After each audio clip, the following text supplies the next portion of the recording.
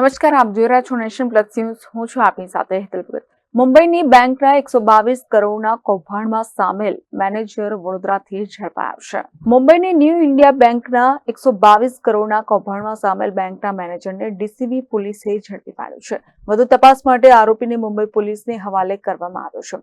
મુંબઈના ગોરેગાંવ તથા પ્રભાદેવી શાખાની ન્યૂ ઇન્ડિયા કોઓપરેટિવ બેંકના મેનેજર દ્વારા 122 કરોડની ઉચાપતનો ગુનો મુંબઈના આર્થિક ગુના નિવારણ શાખામાં નોંધાયો હતો.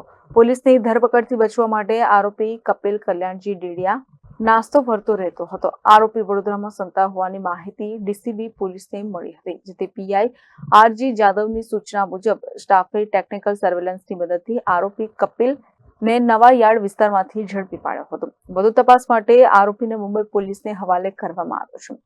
આ કેસમાં આરબીઆઈની તપાસ દરમિયાન ઉચાપતની વિગતો પ્રકાશમાં આવી હતી, જેથી ન્યૂ ઇન્ડિયા બેંકના ચીફ એક્ઝિક્યુટિવ ઓફિસરે ફરિયાદ નોંધાવી હતી. જે ફરિયાદની તપાસ દરમિયાન જનરલ મેનેજર હિતેશ મહેતાની ધરપકડ કરવામાં આવી હતી, જેની પૂછપરછ દરમિયાન આરોપી કપિલનું નામ ખુલતા ધરપકડના ડરથી તે નાસ્તો ફરતો હતો.